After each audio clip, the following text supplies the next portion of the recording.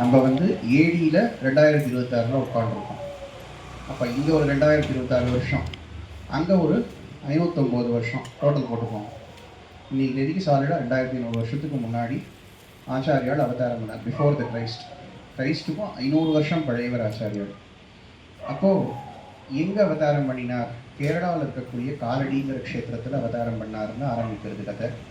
இந்த கேரள தேசத்தில் இருக்கக்கூடிய மக்களில் ஒரு பெரும்பாலான மக்கள் தமிழ்நாட்டிலேருந்து ஒரு காலத்தை புலம்பெயர்ந்து போனவர்கள் தான். ஏன்னா இந்த புராணங்கள் பதிவு பண்ணுறது கேரளாவில் வந்து மகேந்திர பர்வதம்ங்கிறதுக்கு தெற்கு பக்கம் இருக்கிறது கேரளா. நம்ம மகேந்திர பர்வதத்தை பற்றி ராமாயண கதையில் படித்தோம், உங்களுக்குலாம் ஞாபகம் இருக்கும்னு நினைக்கிறேன். பரசுராமர் கூட அந்த மகேந்திர பர்வதத்துக்கு போயிட்டார் அப்படின்னு பாலகாண்டம் முடிகிற போது பார்த்தோம். பரசுராமர் அங்கே போய் என்ன பண்ணினார்னா தன்னுடைய ஈகோவெல்லாம் விட்டுட்டார். எல்லாம் விட்டுட்டு இந்த லைஃப் போகிறோம் அப்படின்னு பரசுராமர் ஒரு முடிவுக்கு வந்துட்டார். ஏன்னா அவருடைய அவதார நோக்கத்தெல்லாம் அவர் நிறைவேற்றிட்டார். அவர் கிட்டத்தட்ட 21 தலைமுறைகளுக்கு நிறைய க்ஷத்ரிய ராஜாக்களை எல்லாம் அழித்து அவருடைய ராஜ்யத்தை எல்லாம் தன் வசப்படுத்தி வச்சிருந்தார். கிட்டத்தட்ட பூமியில் மோர் தேன் 75% பரசுராமருடைய ஆளுமை கீழே தான் இருந்தது. அந்த ராஜ்ய பிரதேசங்களை எல்லாம் இனிமே அவர் வச்சுக்கிறதுக்கு விரும்பலை. பிரஜாபதியான கஷ்யப்பரை கூப்பிட்டு, கஷ்யப்பர் தெரியும் இல்லையா, காஷ்யப்ப முனிவர்னு படிப்போமே, அவர் ஒரு பிரஜாபதி, பிரம்மாவனுடைய பிள்ளை. அவருக்கு எல்லாத்தையும் தானமாக கொடுத்துட்டார். நீ வச்சுக்கோ அப்படின்னு கொடுத்துட்டு பரசுராமருக்கு இனிமேல் அந்த அஸ்திரங்கள்லாம் தேவைப்படலை. அவர் பேரே பரசுராமர், கையில் ஒரு பரசு வச்சுட்டு இருப்பார் இல்லையா, இந்த பரசு இனிமேல் வேண்டான்னு முடிவு பண்ணினார். மகேந்திர பர்வதத்துக்கு மேலேருந்து அந்த பரசுவை தூக்கி விட்டறிகிறான்னு முடிவு பண்ணிட்டார். எதுக்கு விட்டறிகிறான்னு முடிவு பண்ணார்? இருக்கிற எல்லா இடத்தையும் கஷ்யப்பட்ட தானம் கொடுத்தாச்சு அவசரப்பட்டு. இப்போ அவர் ஒரு இடத்துல எங்கேயாவது நிம்மதியாக தபஸ் பண்ணலான்னா அவருக்கு ஒரு பூமி கிடையாது இந்த பூலோகத்தில். அப்போ எங்கேயாவது வேணுமேன்னா அப்போது சமுத்திரராஜன் ஒத்துருந்தார். பரசுராமரோட ஒரு கான்வர்சேஷன் அவருக்கு. நான் என்னுடைய கோடாரியை தூக்கி போடுறேன் பரசுவை, அது சமுத்திரத்தில் விழும் பொழுது சமுத்திர ஜலம் உள்வாங்கட்டும். எவ்வளோ தூரம் என் கோடாரி போய் விழுறதோ அவ்வளோ தூரம் சமுத்திரத்திலேருந்து ஜலம் உள்வாங்கிடட்டும், மீதி இருக்கிற அந்த பிரதேசம் எனக்கு கொடுத்துடு அப்படின்னு சமுத்திரராஜன்கிட்ட பேசிக்கிறார். அப்படி அவருடைய பரசுவை அவர் தூக்கி போட்ட பிறகு எவ்வளோ தூரம் சமுத்திரத்திலேருந்து ஜலம் வடிஞ்சு வெளிப்பட்டுதோ அதுதான் கேரளா. அந்த க்ஷேத்திரம் முழுக்க அவர் பரசுராம க்ஷேத்திரம்னு அதனால தான் பேர் வருது. அவருக்காக அவரே உருவாக்கின்ற பூமி சமுத்திரத்திலேருந்து. அப்படி உருவாக்கின்ற அந்த பூமியில் அவர் தபஸ் பண்ணினார், நிறைய க்ஷேத்திரங்களை கட்டினார். அங்கே மக்கள் இல்லை. அவர் நிறைய க்ஷேத்திரங்களை கட்டினாலும் அவருக்கு வந்து அங்கே வழிபாடு நடத்துறதுக்கோ அங்கே தங்கி இருக்கிறதுக்கோ ஊர்களை ஆக்கிறதுக்கோ மக்கள் இல்லை. அப்போ தமிழ்நாட்டில் குறிப்பாக சோழ தேசத்திலேருந்து நிறைய பேர் அங்கே கூட்டிகிட்டு போய் வச்சார் பரசுராமர் அப்படின்றது. அதில் நிறைய பேர் திரும்பி வந்துட்டார்னு இருக்குது. இன்றைக்கும் நீங்கள் பார்க்கலாம், இந்த தஞ்சாவூருக்கும் பாலக்காடுக்கும் ஒரு நல்ல கனெக்டிவிட்டி உண்டு, சம்பந்தமெல்லாம் இன்னும் பண்ணிக்கிறாங்க. அதெல்லாம் பூர்வீகத்தில் இங்கே தஞ்சாவூர்லேருந்து போனவா, அதனால் இந்த சம்பந்தம் உண்டு.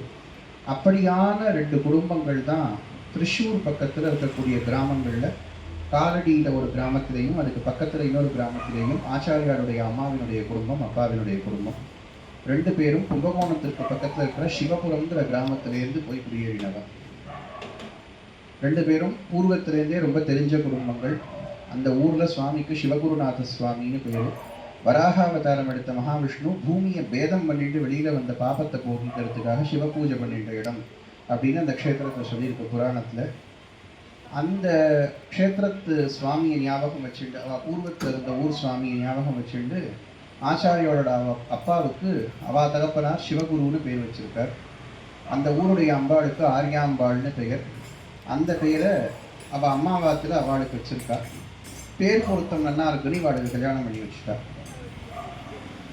இந்த காலத்துலலாம் இந்த மாதிரி மேட்ரிமோனி ஜாதகமெல்லாம் யாரும் பார்க்கறது இல்லை. ஏதோ அவளுக்கு மனசுக்கு தோணிட்டு பிடிச்சிருக்குன்னா பண்ணி வச்சுக்கலாம்.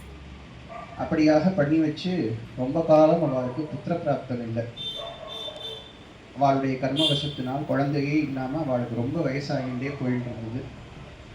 ஒரு வம்சவருத்திக்கு ஒரு குழந்தை இல்லை, நாளைக்கு போனால் காரியம் பண்ண ஒரு குழந்தை வேணுமேனு அவளுக்கு ரொம்ப கவலை வந்த பிறகு 2 பேரும் பக்கத்தில் இருக்கக்கூடிய திருச்சூர் க்ஷேத்திரத்தில் வடக்குநாதன் அப்படின்னு சொல்லக்கூடிய சிவபெருமானுடைய கோவில் இருக்குது. சுவாமி எப்போவுமே நெய்யிலேயே மூழ்கி, நெய்யே கைலாசம் மாதிரி இருக்கும் அவர் மேலே உறைஞ்சி போய் பார்க்கறதுக்கு. அப்படியே அங்கே இருக்கிற கைலாசத்தை இங்கே நெய்யில் பார்க்கலாம், அவ்வளோ அழகாக இருப்பார்.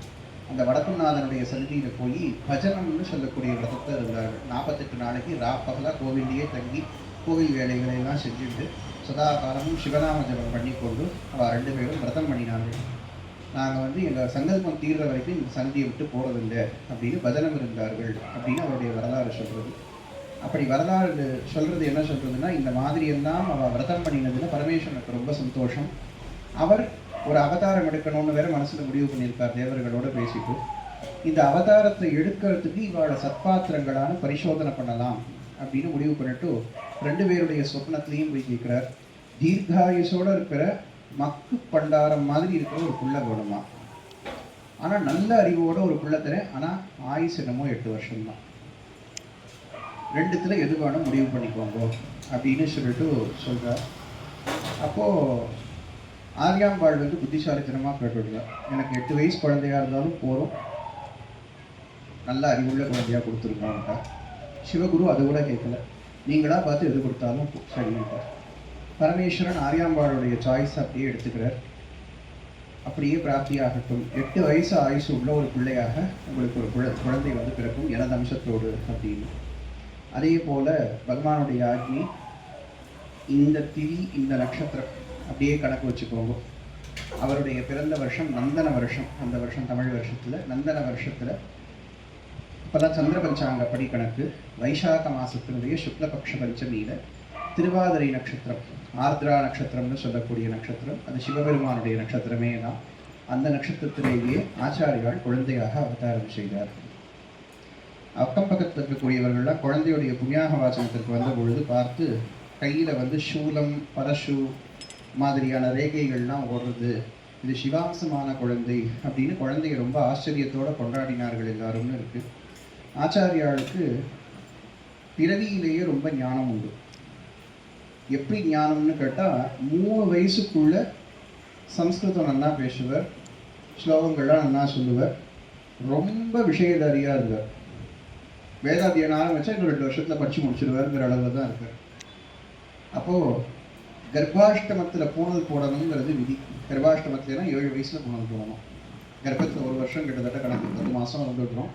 7 வயசு அதுக்கப்புறம் கணக்கு பண்ணிட்டோம்னா அஷ்டமம் 8 வயசு வந்துடும். ஸோ 7 வயசு 10 மாதத்துக்கு அப்புறம் பூணல் போட்டு விடலாம் அப்படின்னு சாஸ்திரம் சொல்கிறது. ஒருவேளை குழந்தைகள் ரொம்ப அறிவோடு இருந்தால் இந்த மாதிரி விளையும் பயிர் முளையிலேயே தெரியுங்கிற மாதிரி ரொம்ப பெரிய ஞான குழந்தையாக தான் இருந்தால் 5 வயசோ இல்லை அதுக்கு கீழே 3 வயசுலையோ போட்டுவிடலாம் அப்படின்னு கூட இருக்குது. ஸோ ஆச்சாரியாளுக்கு ரொம்ப சீக்கிரம் பூணல் போட்டாச்சு. இவ்வளோ விஷயதாரியாக இருக்காருன்னு சொல்லிட்டு அப்பா பூணல் போட்டு வச்சுட்டார். என்னமோ இதுக்குன்னே காத்துட்டு இருந்த மாதிரி பூணல் போட்டு வச்ச உடனே சிவகுரு பரமகுலத்துக்கு போயிட்டார். அவருக்கு ஏற்கனவே வயசாகிடுது. ஸோ ஆச்சாரியால் காரியங்கள் எல்லாம் பண்ணிட்டார். இனிமேல் அம்மா மட்டும்தான், அம்மாவும் பிள்ளையுமாக ஒரு தவ வாழ்க்கையை வாழ்ந்துட்டு இருக்கா அந்த வீட்டில். ஆச்சாரியால் குருகுலத்துக்கு அனுப்பணும். அம்மாவுக்கு மனசு இல்லை, ஏன்னா இருக்கிறது கழுவுக்குள்ள கொத்து மாதிரி ஒரு குழந்தை ஆகல, அதுவும் 8 வயசு தான் இருக்குங்கிறது அம்மாவுக்கு தெரியும். இப்போ இதை என்ன பண்ணுறது, அனுப்புகிறதா வேண்டாமா அப்படின்னு சொல்லிட்டு ஒரே சிந்தனை. ஆனாலும் ஊர் மக்கள்லாம் ப்ரெஷர் பண்ணுறா, அப்படிலாம் வித்தியார்த்தியாக படிக்க வேண்டியவனா ஆற்றுல வச்சுட்டு இருக்கக்கூடாது, பூனல் போட்டாச்சுன்னா பாடசாலைக்கு அனுப்பிடணும், அனுப்புங்கிறா. குருகுலத்துக்கு போயிடுறார் ஆச்சாரியால். இந்த பிரம்மச்சாரிகளுடைய நியமங்கள்லாம் கொஞ்சம் கஷ்டமாக இருக்கும். பிக்ஷை வாங்கி தான் சாப்பிடணும், வஸ்திரம் ஏக வஸ்திரம் தான் கட்டிக்கணும், தண்டதாரியாக இருக்கணும், மௌஞ்சி இதெல்லாம் கட்டிண்டு சிக்கையெல்லாம் அறவட்டை அடிச்சுண்டு ரொம்ப பார்க்க உத்தமமான பிரம்மச்சாரி மாதிரி அவருக்கு லட்சணங்கள்லாம் பண்ணி வச்சுட்டு பாடசாலைக்கு அனுப்பி வச்சுட்டார். அங்கே போய் சீக்கிரமாக படிச்சுட்டு இருக்கார். வித்தின் 2 இயர்ஸ் ஃபுல் கோர்ஸையும் முடிச்சுட்டார். எந்த குழந்தையும் அந்த மாதிரி படித்தது கிடையாது. வேத குழந்தைகள் பரீட்சை கொடுக்குற இடத்துல போய் பார்த்தேன்னா தெரியும். 15 வருஷம் 20 வருஷம் படித்த குழந்தைகள் கூட அங்கே வந்து எவ்வளவு தூரம் ஸ்ட்ரகிள் பண்ணுவோம் சொல்கிறதுக்கு அப்படின்னு.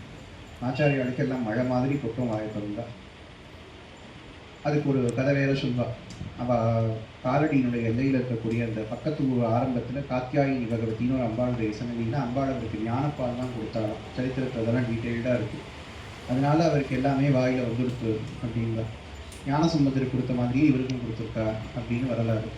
ஸோ இப்படியெல்லாம் ஆச்சாரியால் வந்து பெரிய விஷயதாரியாக ஏகசந்திராகாகியாக இருந்திருக்கார். இப்படியெல்லாம் படித்த ஆச்சாரியால் கர்வம் போக தினம் விஷயம் எடுப்பார். நித்தியப்படி விஷயம் எடுக்க போயிருக்கார். அன்றைக்கி நல்ல துவாதசி தினம் வருது. ஏகாதசிக்கு பிக்ஷை கிடையாது, விரத தினம். அதனால் யாரும் பிக்ஷையும் போட மாட்டா, வாங்கவும் மாட்டா, கேட்கவும் மாட்டா. இப்போல்லாம் அந்த விரதம் குழந்தை போச்சு. அதனால் நமக்கெல்லாம் அது ரொம்ப பெருசாக தெரியாது. அந்த காலத்தில் அது ஸ்ட்ரிக்ட் ரூல். துவாதசி வந்துடுத்து காலங்காலத்தால் பிக்ஷைக்கு கிளம்பியாச்சு. வீடு வீடாக போகிறார். அன்னைக்குன்னு பார்த்து என்ன துவாதசியோ தெரியல, எல்லாரும் எங்கேயாவது போயிட்டாடாங்க. ஒருத்தராத்துல ஒன்றும் போட மாட்டேங்கிறார். எல்லா ராத்துக்கும் போய் வாசல் நின்றுட்டு இருக்கார். இந்த பிரம்மச்சாரிகளுக்கு இன்னொரு தர்மம் வேறு, யாரையும் தொந்தரவு பண்ணி வாங்கி சாப்பிடக்கூடாது. 3 தரம் தான் கேட்கலாம் வாசலில் நின்று. 3ஆம் தரம் கேட்டும் போடலைன்னா அந்த ஆற்றை விட்டு நகர்ந்துடணும், அடுத்த வீட்டுக்கு போயிடணும். வீடு வீடாக கட்டுட்டே போகிறார், ஒருத்தரும் ஒன்றும் போடல. பாத்திரம் அப்படியே இருக்குது. கடைசியில் ஒரு வீட்டுக்கு போய் நிற்கிறார். இந்த வீட்டில் ஒன்றுமே இருக்காதுன்னு எல்லாருக்கும் தெரியும். வேறு வழியே இல்லாமல் அந்த வீட்டுக்கு போகிறார். வாசலில் நின்று பவதி விக்ஷாந்தேகி குரல் கொடுக்குறார். முதல் குரல்லையே உள்ளே இருக்கிற வாழ்க்கை பதப்பதப்பதான் உங்களுக்கு. ஏன்னா இவராவது பாத்திரம் வச்சுட்டு இருக்கார், அவத்தில் பாத்திரமே நீங்கள் எங்கேயாவது வாங்கினாதான் உண்டுங்கிற நிலைமை. ஒன்றுமே இல்லை, வீடு மட்டும் இருக்குது, ஏதோ கொடுத்து நம்ம பண்ணிட்டு இருக்கோம், அவ்வளோதான். ஒரு பிடி அரிசி கிடையாது, வேக வச்சு சாப்பிட்றதுக்கு ஒரு உப்புமா பண்ணிக்கிற மாதிரி ஒரு திரவியம் கிடையாது, ஒரு அவல் கிடையாது, ஒன்றுமே கிடையாது. ஆத்துக்கார் உஞ்சவருத்திக்கு விக்ஷ வாங்க போயிருக்காரு. அவரும் ஆற்றுல இல்லை, இவர் இங்கே வந்திருக்கார், அவர் வேற எங்கேயோ போயிருக்கார். அவ்வளோதான் வித்தியாசம். 2 பேரும் ஒரே கிரேட்டில் தான் இருக்கார். ஆனால் அந்த ஸ்திரீக்கு மனசில் தர்மம் மட்டும் இருக்கு, அந்த குடும்பத்தினுடைய குடும்பத்துக்கு. வாசலில் ஒருத்தர் வந்து கேட்குறா, பிரம்மச்சாரி இல்லைன்னு சொல்லவும் கூடாது, மனசு கஷ்டமாக இருக்குது, அதுலானா ஒன்றும் இல்லை, என்ன பண்ணுறது? அவளுக்கு ரொம்ப கஷ்டமாக இருக்குது. அதுக்குள்ளே 2வது குரல் கொடுத்து பவதி விக்ஷாந்தேகி. அவளுக்கு படப்படம் வந்துடுத்து. இவங்க 3வது குரல் கொடுத்தா போயிடுவார். அதுக்குள்ளே எதையாவது போடணுமே, அவசரமாக ஏதாவது இருக்குமோ, இல்லைன்னு தெரிஞ்சாலும் ஒரு தொழாவி பார்க்குறா. தப்பி தவறி அங்கே இருக்கிற ஒரு உரியில் அழுகி போய் பாதி மட்டும் நன்னா இருக்கிற ஒரு நெல்லிக்காய் இருந்தது. பாதி அழுகி போயிடுச்சு ஏற்கனவே, அதை ஒன்றுத்துக்கும் சாப்பிட முடியாது, பாதி கட் பண்ணி தான் போகணும். அந்த மாதிரி ஒரு நெல்லிக்காய் இருக்குது. சரி, சங்கஷ்டமாக தான் இருக்குது, இருந்தாலும் பரவாயில்ல, இதையாவது எடுத்துன்னு போவோம்னு எடுத்துட்டு புடவையெல்லாம் கிழிஞ்சு போயிருக்கு, ரவிக்கையெல்லாம் கிழிஞ்சு போயிருக்கு, இழுத்து போத்திட்டு வாசலுக்கு வரா. அவளுக்கு போடும்போதே மனசு நோகிறது. அந்த பார்த்தா சுப்பிரமணியர் எழுந்து வந்தது இந்த மாதிரி ஒரு குழந்தை, அவ்வளோ தேஜஸ் முகத்தில், பிரம்ம தேஜஸ் அப்படியே கொட்டுறது அவர் முகத்துலேருந்து. இப்படி ஒரு பிள்ளைக்கு அழுகிப்போன நெல்லிக்காயை போய் போடுறோமே அப்படின்னு அவளுக்கு மனசில் சங்கடம். இருந்தாலும் மனசை கல்லாக்கிட்டு தர்மத்துக்கு விரோதம் இல்லை, பார்க்க வேண்டான்ட்டு போட்டுவிட்றார். அது போடும் பொழுது மேலே இருக்கிற அழுகி போன போர்ஷன் தான் ஆச்சாரியால் கண்ணில் வருது. அதை பார்க்கும்போதே அவருக்கு புரிஞ்சுடுது அவர் அந்த வீட்டோட நிலைமை என்னவா இருக்கும். ஒரே ஒரு முழு நல்ல நெல்லிக்காய்க்கு கூட வழி இல்லாத அளவுக்கு அவருடைய நிலைமை இருக்குங்கிறது அந்த சின்ன 7 வயசு பிள்ளைக்கு தெரிகிறது. அப்படி தெரிஞ்ச உடனே மனசு ரொம்ப ஆச்சாரியாளுக்கு இலகி போயிடுத்து. ரொம்பவே பிறவியில் இறக்க சுபாவம் ஜாஸ்தி, யார் மேலேயும் கோபம் வராது, கடினமாக பேச தெரியாது ஆச்சாரியாளுக்கு. அவள் நிலைமையை நினச்சிட்டு வருத்தப்படுறார். வேறு யாராவது இருந்தால் இது திருப்பி வச்சு போட்டு அவர்கிட்டையும் கொடுத்துருப்பான், இதை நீ போடுறதுக்கு போடாமையே இருக்கலாம். ஆச்சாரியால் என்ன பண்ணினார், இப்படி ஒரு நல்ல மனசு இருக்குது கொடுக்கணும்னு, அவளுக்கு போய் ஒரு செல்வத்தை கொடுக்காம இருக்கியே அப்படின்னு பகவானை வந்துட்டு லக்ஷ்மியை நோக்கி ஸ்தோத்திரம் பண்ணுறார். இப்போ நீங்கள்லாம் படிச்சு அங்கம் பிரேகே குலக பூஷணம் ஆசிரியத்தின்னு ஆரம்பிக்கக்கூடிய ஸ்தோத்திரம் 27 ஸ்லோகம் பாடுறார் அம்பாள் நோக்கி. அதுக்கு மேலே லக்ஷ்மிக்கு இருப்பு கொள்ளல போரும்னு சொல்லிட்டு மகாலட்சுமி அந்த இடத்துக்கு வந்தாள். எவ்வளவு நெல்லிக்காய் கொடுத்தாலோ இவருக்கு ஒன்னே ஒன்று, அதுக்கு கோடி மடங்கு நெல்லிக்காய்களை தங்கத்திலேயே வருஷமாக கொட்டுறா அந்த வீடு முழுக்க. எங்கே பார்த்தாலும் நெல்லிக்காயாக சுதறி கிடக்கு, எல்லாம் தங்கத்திலேயே நெல்லிக்காயாக கிடக்கு. பொதுவாகவே நெல்லிக்காய்க்கு லக்ஷ்மியினுடைய தன்மை உண்டு. நெல்லி மரத்தில் லக்ஷ்மியும் நாராயணனும் சேர்ந்து வாசம் பண்ணுறார்கள் அப்படின்னு சொல்லுவார்கள். லக்ஷ்மிக்கு பிரியமான வஸ்துவை கொடுத்ததுனால லக்ஷ்மி உடனே சந்தோஷப்பட்டு நெல்லிக்காயாவே மழை பொழிஞ்சுட்டா அப்படின்னு. அந்த மாதிரி தங்கத்தினால் மழை பொழிய வைத்ததுனாலே அந்த ஸ்தோத்திரத்திற்கே கனகதாரா அஸ்தவம் அப்படின்னு பெயர் ஏற்பட்டது. இப்படியான அற்புதங்கள் எல்லாம் ஆச்சாரியால் நிகழ்த்தி 7 வயசுல பாடசாலையெல்லாம் முடிச்சுட்டு திரும்ப ஆற்றுக்கு வந்துடுறார். 2 வருஷம் தான் ஸ்டூடெண்ட். 5 வயசுக்கு அனுப்பினா 7 வயசுக்கு முடிச்சுட்டு வந்தார். அவருடைய படிப்பு முடிஞ்சுடுத்து, சமாவர்த்தனமாக எடுத்து 7 வயசு பையன் அம்மாவை பார்த்துக்கணும் ஆட்டில் வந்து இருப்பார். அம்மானா ரொம்ப இஷ்டம், அம்மாவுக்கு எல்லா வேலையும் பண்ணுவார். ஏன்னா அம்மாவுக்கும் வயசாக எடுத்து, அப்பா இல்லாததுனால அம்மாவுக்கு இன்னும் உடம்பெல்லாம் குன்றி போச்சு, மனசில் பலமே இல்லை.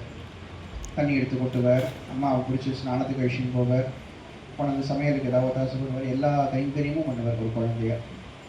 இப்போ வந்து அவள் அம்மா ஒரு நாள் வருத்தப்பட்டு திண்ணையில் உட்காந்துருந்தா. என்னென்னா வயசு இன்னும் ஏறிண்டே போகிறது, உடம்புல இப்போ இருக்கிற மாதிரி எல்லாருக்கும் ப்ராப்ளம்ஸ் எல்லாம் வருதோன்னு, கால் மூட்டு தேய்கிறது, கை மூட்டு தேய்கிறது, நடக்க முடியல, உடம்புல சக்தி இல்லை. அவள் ஆற்றுலேருந்து கொஞ்சம் தூரம் தள்ளி அந்த பாரத புழைன்னு சொல்லக்கூடிய நதி பூர்ணா நதின்னு பேர். நதி ஓடிட்டு இருக்கு. டெய்லி அங்கே போய் ஸ்நானம் பண்ணி பழக்கம். அந்த காலத்துலேருந்து அம்மா அப்படியே பழகிட்டா. போகலான்னு ஆசை, ஆனால் போக முடியல. நான் இருக்க தினம் தினம் சிரமப்பட்டு போயிட்டு வர வேண்டியிருக்கு. அன்றைக்கி ஒரே போகவே முடியலன்னு உட்காந்துட்டா. ஆச்சாரியாள்கிட்ட வந்து சொல்கிறா, என்னம்மா என்ன கிளம்பலையான்னா, முடியவே இல்லைடாப்பா, வயசாகிட்டே போகிறது, என்னால் தினம் மூச்சு வாங்க அது நடந்து போயிட்டு வரதுக்கு எனக்கு ஒத்துழைக்கிற உடம்புன்னு திண்ணையிலேயே பேசாமல் உட்காந்துருக்கா. அம்மா இப்படி மனசுடைஞ்சு உட்காந்துருக்கிறது அவருக்கு கொடுக்கல. நேராக போயிட்டு ஆற்று கொல்ல பக்கம் நின்றுட்டு அந்த நதியை ஸ்தோத்திரம் பண்ணுறாரு. ஸ்தோத்திரம் பண்ணிட்டு எங்கள் அம்மா பொருட்டு நீ இங்கே வந்துடு அப்படின்னு கை தட்டிட்டு வா வா வான்னு கூப்பிடுறார். நதி தன்னுடைய திசையை மாற்றிட்டு வந்து கொதையில் ஓட ஆரம்பிச்சு. இன்றைக்கும் நீங்கள் போகலாம். ஆச்சாரியாருடைய அந்த பூர்வீக வீடு இருந்த இடத்துலையே பின்னாடி கொல்லப்புறத்தில் அந்த பாரதக்குழை ஓடுறது அப்படியே தான் ஓடிட்டு இருக்கு. ஆச்சாரியார் காலத்துக்கு அப்புறம் அந்த திசையை மாற்றிக்கல, அப்படியே தான் ஓடுது. அப்பேற்பட்ட வாக்சக்தி உண்டு ஆச்சாரியாளுக்கு. இயற்கையே அவர் சொன்னால் கேட்கும். அம்மாவுக்கு ஒரே சந்தோஷம், என் பிள்ளை என்ன மேஜிக்கெல்லாம் பண்ணுறாருங்கிற மாதிரி. அம்மாவுக்கு ஒரே ஆனந்தமாக போயிடுத்து. அதுலேருந்து தினம் ஆற்று கொலையிலேயே ஸ்நானம், எங்கேயும் இறங்கி போக வேண்டாம், நடக்க வேண்டாம். அவன் அம்மாவுக்கு தெரியல பிள்ளை வந்து ஒரு பெரிய ட்ராப்பை கிரியேட் பண்ணிட்டு இருக்காரு அப்படின்னு. அம்மாவுக்கு நாள் ஆக ஆக பயம் வந்துட்டே இருக்கு. பிள்ளைக்கு 8 வயசு நெருங்கிட்டு இருக்கு. 7 வயசுலேருந்து 8 வயசை நோக்கி போயிருக்காரு. 8 வயசுல தான் ஆயுஷ் முடிஞ்சிடுமே. அப்போது 8 வயசு நிரம்புற சமயத்தில் ஒரு நாள் கார்த்தால அவள் வீட்டினுடைய கொல்லையில் ஆச்சாரியால் ஸ்நானத்துக்கு போயிருக்கார். அம்மா உள்ளே இருக்கா அடுக்கலையில். ஸ்நானம் பண்ணுற சமயத்திலேயே திடீர்னு ஆச்சாரியால் பிரியோமியால் கத்துறார், குரல் கொடுக்குறார், காப்பாற்றுவோம் காப்பாற்றுவோங்கிறார். என்னன்னு அம்மா ஓடி வந்து பார்த்தா ஒரு கந்தர்வனை முதலையாக மாற்றி காலை பிடிக்க வச்சுருக்காரு. அப்படி தான் சொல்கிறது சங்கரவதி. ஒரு கந்தர்வனை முதலையாக மாற்றி காலை கவ வச்சிருக்காரு. அந்த முதல்ல காலை கவ்வின்னு இருக்கு. ஆச்சாரியாரோட அம்மா பார்த்துட்டு, ஐயோ என் பிள்ளைக்கு விருத்தி கொண்டா வந்துருதுன்னு ஆரம்பிச்சிட்டார். பரமேஸ்வரன் சொன்ன ஆயுசு முடிய போகிறது போல இருக்கு, என் பிள்ளைக்கு ஆயுசு முடிய போகிறது. ஐயோன்னு அவன் அம்மா ஒரே மரணத்தை நோக்கி என் பயம் வந்துருச்சு. குழந்தை போக்குவது கண்ணு முன்னாடியே போகிறது, முதல்ல இழுக்கிறதுன்னு ஆச்சாரியால் கத்துறாரு. எப்படியாவது காப்பாற்றிடக்கூடாதான்னு எல்லா சுவாமியும் கூப்பிட்டு வேண்டிக்கிறார் அம்மா. ஆச்சாரியால் இங்கேருந்து பதில் சொல்கிறார், நீ சுவாமியெல்லாம் கூப்பிட வேண்டாம், எனக்கே அதுக்கு வழி தெரியுங்கிறார். என்னன்னா, எனக்கு சன்னியாசத்துக்கு போகிறதுக்கு அனுமதி கொடு, எனக்கு சன்னியாசம் எடுத்துக்கிறதுக்கு நீ அனுமதி கொடுத்துட்டேன்னா நான் உடனே இங்கேயே எடுத்துட்டு விடுறேன், எனக்கு அது புனர்ஜென்மாவாக கணக்காயிடும். ஏன்னா ஒரு சன்னியாசி ஆகிறவருக்கு பூனலை அறுத்துட்டா அது 2வது ஜென்மா. ஏற்கனவே முதல்ல பிறக்கிறது ஒரு ஜென்மா, பூனல் போட்டால் 2வது ஜென்மா, பூனலை அறுத்தா 3வது ஜென்மா. சன்னியாசி ஆகிறவருக்கு அதனால ஒரு ஜென்மால 3 ஜென்மா கணக்கு கழிஞ்சு போயிடுது. அப்போ 3 ஜென்மா நான் இங்கேயே எடுத்ததாக ஆகிடும். பிறந்துட்டேன், இப்போ நீ பூனலை போட்டு வச்சு 2வது ஜென்மா திஜன் ஆயாச்சு, இப்போ திரிஜனாக சன்னியாசியாக போயிடுறேன்னா அப்படின்னா அம்மாவுக்கு மனசு வரல. ஏன்னா அப்பாவுக்கு காரியம் பண்ணிட்டா எனக்கு யார் பண்ணுவார், இந்த பிள்ளையை நம்பித்தானே நான் இருக்கேன் அப்படின்னு சொல்லிட்டு கவலைப்படுறா. வேதனைப்பட்டுட்டே சொல்கிறா, நான் உன்னை எப்படி அனுப்புவேன், நீ இருக்கிறது ஒரு பிள்ளை, உன்னை நான் அண்ணா கல்யாணம் கார்த்திகை பண்ணி ஆற்ற வச்சு பார்க்க வேண்டாமா அப்படின்னு வருத்தப்பட்டு சொல்கிறா.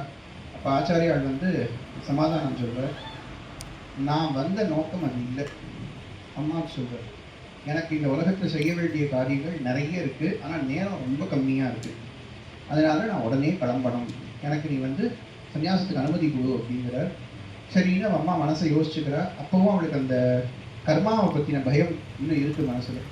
திரும்ப திரும்ப அதையே யோசிக்கிறான்னு உடனே ஆச்சாரியாளுக்கு புரிஞ்சுடுத்து அம்மா எதை நினச்சி கவலைப்படுறார். அவரே பதிலையும் சொல்லிடுறார், நீ கவலைப்படாதே, நான் சன்னியாசியாக போனாலும் மாற்றுபந்தம் போகாது, என்னைக்கு இருந்தாலும் உன்னுடைய அந்திம காலம் நெருங்கும் பொழுது நான் இங்கே இருப்பேன், உன் பக்கத்தில் வந்துடுவேன் அப்படின்னு வாக்குறுதி கொடுக்குறார். பிள்ளை சொன்னால் செஞ்சுடுவாருங்கிற நம்பிக்கையில் அம்மா சரிட்டா, எடுத்துக்கோ அப்படின்னு. ஆச்சாரியால் உடனே தன்னுடைய பூனலை கையில் பிடிச்சிட்டு பரைஷ மந்திரத்தை சொல்லி பூனலை அறுத்துடுறார். பரைஷ மந்திரங்கிறது தனக்கு தானே சன்னியாசம் கொடுத்துக்கிறதுக்கான மந்திரம். ஒரு குரு இல்லை, இருந்து தண்டமும் கமண்டலமும் கொடுத்து காஷாயம் கொடுத்து சன்னியாசம் கொடுக்கறதுக்கு வழி இல்லைன்னா தனக்கு தானே அந்த நேரத்தை கொடுத்துக்கணும்னா ஆபத் தர்மத்தில் இது இருக்குது. பரைஷ மந்திரம் சொல்லி சன்னியாசம் எடுத்துக்கலாம் அப்படின்னு இந்த பரைஷ மந்திரத்தை சொல்லிக்கிறார். சன்னியாசத்தை எடுத்துக்கிறார். தரதரன் பூனலை அறுத்து போட்டுடுறார். முங்கி ஸ்நானம் பண்ணுறார். முதல்ல விட்டுடுது. முதல்ல விட்ட உடனே எழுந்து வர்றார். அம்மா எழுந்து வந்த உடனே கரையில் நின்று கூப்பிடுறா, ஆற்றுக்கு வாப்பா அப்படிங்கிறார். அவன் வந்து இன்னும் அந்த அதிர்ச்சியிலேருந்து வெளியில் வரல. அது இன்னும் புள்ளதான் நினச்சிட்டு இருக்கான். ஆச்சாரியால் ஒரே ஸ்லோகத்தில் பதில் சொல்லிட்டு வெளியில் போயிட்டார். இனிமே எனக்கு இந்த ஊரெல்லாம் வீடு, இந்த உலோகத்தில் இருக்கிற எல்லா பெண்களும் எனக்கு அம்மா, இங்கே இருக்கிற மனுஷியா எல்லாருமே எனக்கு சகோதரர்கள், இந்த பூமி மாதாவே எனக்கு ஆகாரம் போடுவா, அவள் தான் எனக்கு அன்னபூரணி அப்படின்னு எல்லாம் அர்த்தம் பண்ற மாதிரி ஸ்லோகத்தை சொல்லிட்டே போறார். அப்படியே வெளியில போயிட்டார். ஆச்சாரியாளுக்கு 8 வயசுலேருந்து அடுத்த ஜென்மாவா சன்னியாசம் எடுத்துட்டதுனால இன்னொரு 8 வயசு போட்டுடுச்சு. மறுபடியும் 8 வருஷம் அவர் ஆயுஸ் எக்ஸ்டெண்ட் ஆயிருக்கு. இப்போ அடுத்தது என்ன பண்ணணும்? ஆபத் தர்மத்துல சன்னியாசம் எடுத்துக்கிறதுக்கு இது ஓகே அப்படின்னு சொன்னோம். இப்போ ஆபத் தர்மத்தில் சன்னியாசம் எடுத்துக்கிட்டோம் அப்படின்னா அதுவே ஸ்டாண்டர்ட் ஆகிடுமா? ஒரு எமர்ஜென்சியில் பண்ணுற விஷயம் அது வந்து ஒரு ரூலாக நம்ம கன்சிடர் பண்ணிக்க முடியாது. நாளைக்கு வர்றவாள்லாம் அப்போ நானும் ஆபத் தர்மத்தை பண்ணிக்கிறேன் கூட ஒருத்தர் தானே சொல்லிட்டு போகலாம்னு ஆகிடும். அது கூடாது அப்படிங்கிறதுனால ஆச்சாரியால் என்ன பண்ணுறார்? ஒரு குருவை தேடி போகணும் அப்படின்னு சொல்லிட்டு வட திசையை நோக்கி கிளம்பி போகிறார். கேரளாவிலேருந்து அவரும் கர்நாடகா, மகாராஷ்டிரா அப்படின்னு டிராவல் பண்ணிட்டே போகிறார். நர்மதா நதியினுடைய உற்பத்தி ஸ்தானம் இருக்கக்கூடிய ஓம்காரேஸ்வர ஜோதிர்லிங்கம் இருக்கிற க்ஷேத்திரத்துக்கு போயிடுறார். அங்கே போனீங்கன்னா அந்த நர்மதா நதி அங்கே தான் உற்பத்தி ஆகுதுன்னு அது வந்து ஒரு தீவு பிரதேசம் மாதிரி இருக்கும். ஓம்காரேஸ்வரம் இருக்கிறது சுற்றி 2 பக்கமும் நதிகள் பிரிஞ்சு ஓடும். நடுவில் ஒரு தீவு திட்டுக்குள்ள ஓம்காரேஸ்வரருடைய ஆலயம் இருக்குது. அந்த க்ஷேத்திரம் வரைக்கும் ஆச்சாரியால் போயிட்டார். அங்கே போகும் பொழுது நர்மதையில் ரொம்ப வெள்ளம் கரை புரண்டு ஓடிட்டு இருக்கு. திடீர்னு மழை ஜாஸ்தியாக இருக்குது, வெள்ளம் வந்துருக்கு. உற்பத்தி ஸ்தானம் வேற கேட்கவே வேண்டாம், ரொம்ப ஃபோர்ஸாக கிளம்புறது நதி அருகேது. அக்கம் பக்கத்தில் இருக்கிற வீடுகள்லாம் அடிச்சுட்டு போகிறது, ஜனங்கள்லாம் ரொம்ப கஷ்டப்பட்டுட்டு இருக்காங்க. அப்போது எல்லாரும் பயத்தில் அலறா, தண்ணியை அடிச்சுட்டு போயிடுமோ வெள்ளம் அப்படின்னு. ஜனங்கள்லாம் கஷ்டப்படுறாங்கிறத பார்த்த உடனே தன்னுடைய தபசக்தியினால ஆச்சாரியால் என்ன பண்ணினா நர்மதா